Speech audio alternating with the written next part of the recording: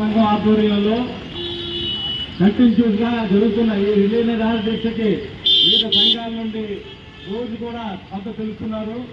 ఈ రోజు ముఖ్యంగా ఇండియన్ అసోసియేషన్ ఆఫ్ లాయర్స్ ఐదు వారు మద్దతు తెలపడం చాలా సంతోషం. వాళ్ళు హైకోర్టు కూడా వెళ్ళి తెలియడం, దీని మీద ఇనిషియేటివ్ తీసుకోవడం వాళ్ళకి ప్రత్యేకంగా ధన్యవాదాలు తెలియజేసుకుంటూ, ముఖ్యంగా సీనియర్ న్యాయవాదులకి, మహిళా న్యాయవాదులకి, ఇక్కడ ఈ మాటలు వింటున్న ప్రజలకి అందరికి కూడా ఈ విషయాలు చాలా ముఖ్యంగా చేయాల్సిన అవసరం ఉంది.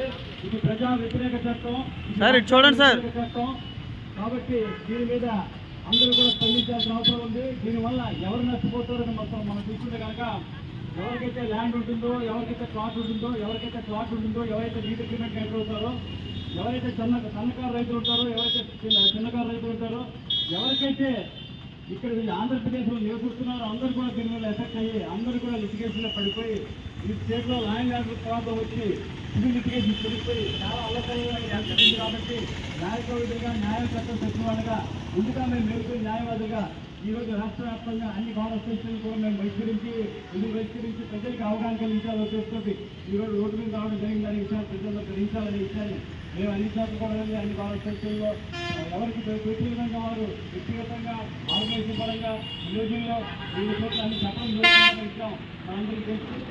ముఖ్యంగా ఈ యొక్క ల్యాండ్ టైటిలింగ్ యాక్ట్ అనేది ఎందుకు రాజ్యాంగ విరుద్ధంగా అవసరం అంటే మనందరికీ తెలుసు. రాజ్యాంగంలో ముఖ్యమైన అంగాలు ఉన్నాయి.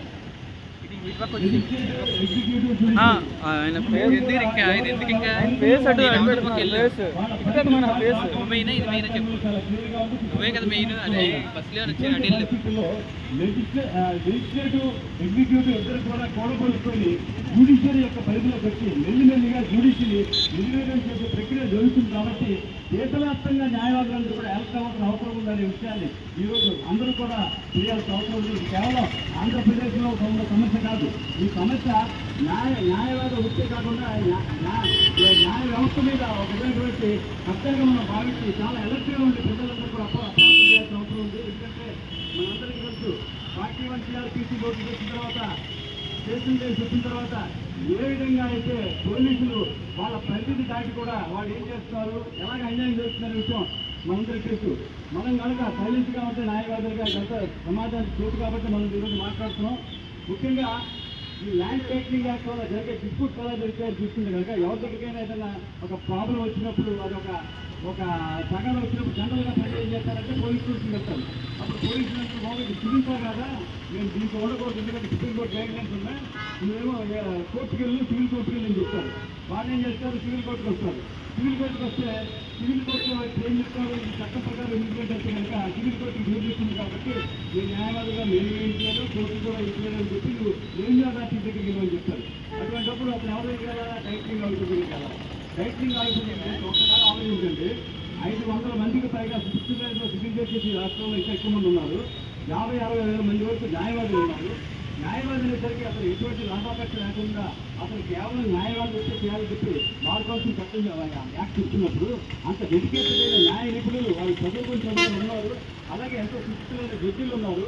ఇటువంటి వాళ్ళందరూ ఉన్నప్పుడు వాళ్ళు కాదని కేవలం ఒక చిన్న ఉద్యోగం చేసి ఒక టైటిలింగ్ ఆఫీసర్ కానీ అపాయింట్ చేసినప్పుడు లేదా ఒక IAS ఆఫీసర్ కానీ అసిస్టెంట్ అథారిటీ ఉన్నప్పుడు అది ఎంతవరకు వాళ్ళకి న్యాయ అవగాహన ఉంటుంది, చట్టాన్ని అవగాహన ఉంటుందనే విషయాన్ని అందరూ కూడా ఆలోచించారు. ఎందుకంటే ప్రజలు చాలా మంది చెప్పారు సివిల్ సంబంధించి ఇన్వెస్టిగేషన్ యాక్ట్ కానీ, కానీ ఆర్టీసీ యాక్ట్ కానీ ఇలా కొన్ని వందల సివిల్ చట్టాలు ఉన్నాయి. ఇవన్నిటికీ కూడా కాదని కేవలం ప్రిన్సిపల్స్ ఆఫ్ నేషనల్ జస్టిస్ కింద వాళ్ళు దీని మీద తీర్పు ఇవ్వాలని చెప్పేసి ఈ యొక్క చట్టాలు ఉందంటే అది నెక్స్ట్ ఇవ్వచ్చు, అడ్మిషన్ ఇవ్వచ్చు. ఎందుకంటే ఎప్పుడైతే అసలు టైటిలింగ్ ఆఫీసర్ కానీ అసిస్టెంట్ టైటిలింగ్ ఆఫీసర్ కానీ ఉన్నప్పుడు వీళ్ళందరూ ఎవరంటే గవర్నమెంట్ ఎంప్లాయీస్. ఏంటంటే ఏ గవర్నమెంట్ అధికారంలో ఉంటే వాళ్ళకి అనుగుణంగా వాళ్ళు పనిచేస్తారనే విషయం. ఎందుకంటే వాళ్ళు గవర్నమెంట్ ఎంప్లాయీస్ కాబట్టి మనం చేసే అపాయింట్మెంట్ అథారిటీ కూడా గవర్నమెంట్ అథారిటీ కాబట్టి అటువంటి చోట ఎటువంటి పరిస్థితుల్లో సామాన్య ప్రజలకు న్యాయం జరుగుతుంది. ఎందుకంటే ఎప్పుడైతే జ్యుడిషియరీ అన్నారో జ్యుడిషియరీ అనేది ఇండిపెండెంట్ అనాలిటీ. జ్యుడిషియరీ మీద ఎవరి ఒత్తిడి ఉండదు, వాళ్ళు ఇండిపెండెన్స్ రాజ్యాంగబద్ధంగా కల్పించారు కాబట్టి అక్కడ న్యాయం జరుగుతుంది. కానీ గవర్నమెంట్ అథారిటీ ఎటువంటి పరిస్థితుల్లో న్యాయం జరగదనే విషయం ప్రజలకు తెలుసుకోవాలి. ఎప్పుడైతే ఈ లిటిగేషన్ పెరుగుతుందో లక్షలాది లిటిగేషన్లన్నీ కూడా ఎప్పుడైతే టైటిలింగ్ ఆఫీసర్కి వెళ్తాయో అవన్నీ ఆయన చేస్తున్నట్టు అంతేకాకుండా ఎవరైతే పరిధిగాళ్ళు ఉంటారో, ఎవరికైతే ఇన్ఫ్లుయెన్స్ ఉంటుందో, ఎవరికైతే డబ్బులు ఉంటాయో వాళ్ళు దీంట్లో ఎక్కువగా హైకోర్టు వరకు వెళ్ళే అవకాశం ఉంటుందో, సామాన్యుడికి అన్యాయం జరుగుతుంది. అంతేకాకుండా ఈ చట్టం వల్ల మరో డేంజరస్ థింగ్ ఏంటంటే అసిస్టెంట్ అథారిటీ టైటిలింగ్ ఆఫీసర్ తీసుకున్న ఇటువంటి నిర్ణయాన్ని కూడా మనం చర్చించడానికి అందరికీ తెలుసు. ఎవరైనా రెవెన్యూ అథారిటీస్ మీద మనం ఏమైనా వెళ్ళాలంటే సెక్షన్ 80 ప్రకారం నోటీస్ ఇస్తే కానీ వెళ్ళడానికి కాదు. అలాగే గవర్నమెంట్ అథారిటీ మీద కూడా మనం వెళ్ళాలంటే సెక్షన్ 80 నోటీస్ ఇవ్వాలి. మున్సిపల్ కార్పొరేషన్ అథారిటీ తీసుకోవాలంటే ఎన్ఎంఏ యాక్ట్ సెక్షన్ 680 ప్రకారం నోటీస్ ఇవ్వాలి. అలాగే పోలీసు కేసులకు వెళ్ళాలని కూడా వాళ్ళకి కూడా ప్రొటెక్షన్ ఉంది. కానీ అడ్వకేట్స్ ఎవరికి కూడా ప్రొటెక్షన్ లేదు కాబట్టి మనం అడ్వకేట్ ప్రొటెక్షన్ యాక్ట్ కూడా అవుతున్న ఎప్పటి నుండో అది కూడా ఒక పెద్ద అటువంటి అడ్వకేట్ ప్రొటెక్షన్ యాక్ట్ ఉంటే కాబట్టి ఇలాంటి చట్టాలు కూడా. ఎందుకంటే ఎప్పుడైతే అడ్వకేట్కి వాళ్ళ యొక్క ప్రొటెక్షన్కి వాళ్ళ యొక్క హక్కులకి భంగం కలుగుతుందో దాని మీద కూడా చేసుకునే అవకాశం ఉంది. కాబట్టి రాజ్యాంగ నిపుణులందరికీ చూసి ఇదంతా చాలా పదకొండుగా జరుగుతుంది. ఒక పథకం ప్రకారం ఈ యొక్క న్యాయ వ్యవస్థను నిర్వీర్యం చేసే విధంగా ఈ చర్యలు జరుగుతున్నాయి. కాబట్టి దీని మీద నేను మొన్న వార్కోసం మెంబర్కి మిత్రులు కూడా అడిగింది ఏంటంటే ఒక విషయం ఓపెన్గా చెప్తున్నారు ఏంటంటే దీనివల్ల జ్యుడిషియల్ ఆఫీసర్ కూడా ఎఫెక్ట్ అవుతుంది. ఎందుకంటే ఇంతమంది సివిల్ జ్యుడిషియల్ ఆఫీసర్స్ ఉన్నప్పుడు మీరు చట్టం ఇంప్లిమెంట్ వాళ్ళ పరిస్థితి చేసి కాబట్టి జ్యుడిషియల్ ఆఫీసర్స్తో కూడా ఒక మీటింగ్ పెట్టండి. జ్యుడిషియల్ ఆఫీసర్స్ ఆర్గనైజ్ అసోసియేషన్ ఉంది, వాళ్ళతో కూడా ఒక మీటింగ్ పెట్టండి. ఎందుకంటే it is not for your livelihood, it is intervening in the powers of the judiciary. So it is very much essential to extend the cooperate judicial officers also. కాబట్టి దాని మీద కూడా మీరు మాట్లాడాల్సిన అవసరం ఉందని చెప్పి నేను ఎందుకంటే సమస్య తీవ్రత ఎవరెవరికి దీనివల్ల నష్టం జరుగుతుందనే విషయాన్ని ప్రజలందరికీ అవగాహన కల్పించారు. అందుకోసం ప్రజా సంఘాలు కూడా ఇన్వాల్వ్ చేస్తున్నాం. అందరికీ కూడా ఇన్వాల్వ్ చేసేందుకంటే దీనివల్ల ఎఫెక్ట్ అయ్యే వాళ్ళు చాలా మంది ఉన్నారు. మరి ప్రభుత్వానికి చాలా మంది అవగాహన లేకుండా ఈ చట్టాన్ని ఇంప్లిమెంట్ చేసే విధంగా ఉంది. కాబట్టి వీళ్ళు ఇమీడియట్ గా చేయాలి ఈ చట్టాన్ని. అంతేకాకుండా ప్రజాస్వామ్య వ్యతిరేకమైనటువంటి జీవో నెంబర్ 5 క్యాన్సిల్ చేయాలని చెప్పేసి గత కొంతకాలంగా మనందరూ డిమాండ్ చేస్తున్నాం. అయితే నిన్న జడ్జిమెంట్ వచ్చింది. అదే నిన్న స్టేట్మెంట్ ఒక విషయం చెప్పాలి. నిన్న ఏం చెప్పారు, ఏం చెప్పారు, ఇంకా టైటిలింగ్ ఆఫీసర్ని అసిస్టెంట్ టైటిలింగ్ ఆఫీసర్ని డిసైడ్ చేయలేదు కాబట్టి అప్పుడే చేసుకోవచ్చు అని చెప్పి ఆర్డర్ ఇచ్చారంటే ఇది చాలా డేంజరస్. ఎందుకంటే court has not asked walking capacity to make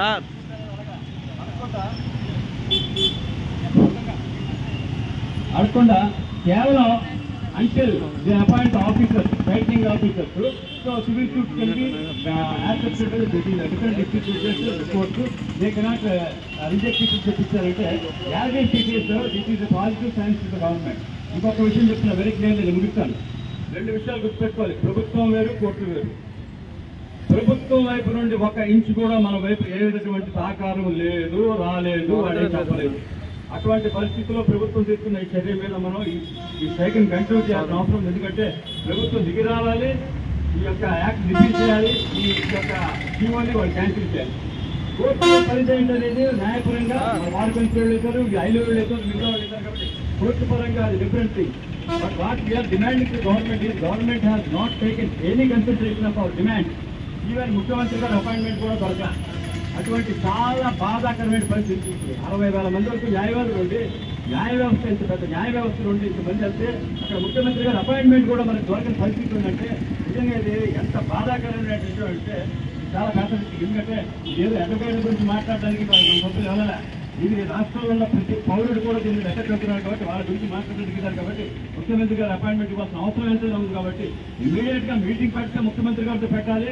పెట్టిన తర్వాత 1-to-1 meeting face to face పెట్టి అథారిటీస్ అందరూ కూడా కూర్చోవాలి. ముఖ్యమంత్రి గారి సమక్షంలో కూర్చొని చర్చలు జరిగితేనే ఈ సఫలీకృతం. ఇంకొక విషయం చెప్తాను ఏంటంటే ట్రక్ వర్కర్లు, ట్రక్ డ్రైవర్లు ఒక్క 2 రోజుల సమయంతో కేంద్ర ప్రభుత్వానికి వాళ్ళు లైన్కి తెచ్చుకొని మేము కొత్తగా పెట్టే యాక్ట్ మీకు ఇంప్లిమెంట్ చేయమని చెప్పి భరోసా తీసుకుంటున్న విత్డ్రా అయినప్పుడు మనం ఇంతమంది ఉండి న్యాయ కోవితులు మనం ఏం సాధించలేదంటే నిజంగా నాకు చాలా సిగ్గేస్తుంది, బాధేస్తుంది. ఇది మీరు మీ అందరూ తెలుసు. సెంట్రల్ గవర్నమెంట్ ట్రక్ డ్రైవర్లతో చర్చలు జరిగి ఆ చర్చలు 2 రోజులు సక్సెస్ అయ్యాయి. మనకి 16 రోజులు అయింది కానీ ముఖ్యమంత్రి గారు అపాయింట్మెంట్ దొరకలేదంటే దీని వల్ల చాలా సీరియస్గా రేపు జరగబోయే జనరల్ బాడీ మీటింగ్ అందరూ అటెండ్ అయిన తర్వాత చాలా పకడ్బందీగా ప్రివల్ చేయాలి. దానికి స్టీరింగ్ కమిటీ కూడా ఇస్తారు కాబట్టి దాని మీద తగిన చర్యలు తీసుకుంటారు. దానికి ప్రణాళిక ప్రకారం ఏ విధంగా వెళ్ళాలి చెప్పాలి నిర్ణయించాలి. కాబట్టి దీని మీద అందరూ సహకారం కావాలి. రేపు అందరూ కూడా మీటింగ్ అటెండ్ అవ్వాలి. సందర్భంగా తెలియజేసుకుంటూ మరి మిగతా వాళ్ళు కూడా చాలా మంది మాట్లాడాల్సిన అవసరం ఉంది కాబట్టి మళ్ళీ ఇంకోసారి మాట్లాడతాం. Thank you very much.